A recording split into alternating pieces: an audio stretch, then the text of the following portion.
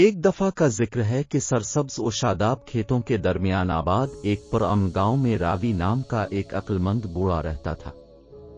راوی کو اس کی دانشمندی اور نرم دل کی وجہ سے گاؤں والے بہت عزت دیتے تھے۔ وہ خوبصورت کہانیاں بنانے کی اپنی صلاحیت کے لیے جانا جاتا تھا، جس میں اہم اخلاقی اسباق ہوتے تھے۔ ایک دھوپ والے دن نوجوان بچوں کا ایک گروپ راوی کے گرد جمع ہوا، جو اس کی دلفریب کہانیاں سننے کے لیے بے تاب تھے۔ راوی گرمجوشی سے مسکرایا اور اپنی کہانی شروع کی۔ ایک دور کی سلطنت میں ارجن نام کا ایک نوجوان شہزادہ تھا۔ شاہی خاندان میں پیدا ہونے کے باوجود ارجن ایک عاجز اور ہمدرد روح تھا۔ وہ ہر ایک کے ساتھ مہربانی اور انصاف کے ساتھ پیش آنے میں یقین رکھتا تھا۔ ایک دن ایک غریب فقیر بھیک مانگتا ہوا محل کے دروازوں کے پاس پہنچا۔ زیادہ تر لوگوں نے اسے نظر انداز کر دیا، لیکن ارجن مہربان شہزادہ ہونے کے ناطے ہمدردی کے ساتھ بھکاری کے پاس پہنچا۔ اس نے اسے کھانا، کپڑے اور آرام کے لیے گرم جگہ پیش کی۔ ارجن کی مہربانی سے مغلوب ہو کر بھکاری نے اپنے آپ کو بھیس میں ایک قدیم بابا ہونے کا انکشاف کیا۔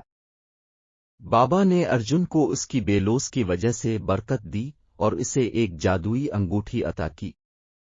یہ انگوٹھی پہننے والے کو جانور کی زبان سمجھنے کی صلاحیت فراہم کرنے کی طاقت رکھتی تھی۔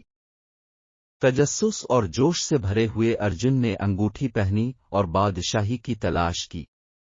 جب وہ جنگلوں میں گھوم رہا تھا تو اس کا سامنا ایک زخمی ہرن سے ہوا۔ ہرن نے مدد کی التجا کی، کیونکہ شکاری اس کا پیچھا کر رہے تھے۔ ارجن نے ہرن کی التجا کو سمجھتے ہوئے اس کی حفاظت کی رہنمائی کی۔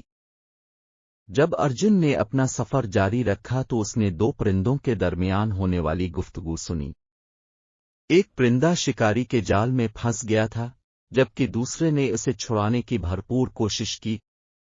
ارجن نے اپنی نئی قابلیت کا استعمال کرتے ہوئے پرندوں کے ساتھ بات چیت کی اور انہیں جال سے فرار ہونے میں مدد کی۔ ارجن جتنا زیادہ جانوروں کو سنتا اور سمجھتا تھا، اتنا ہی زیادہ اسے ان کے مصائب اور چیلنجوں کا احساس ہوتا تھا۔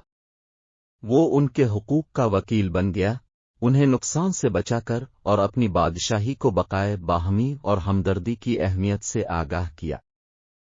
راوی نے رک کر بچوں کی طرف دیکھا، ان کی آنکھیں حیرت اور سحر سے چمک رہی تھیں۔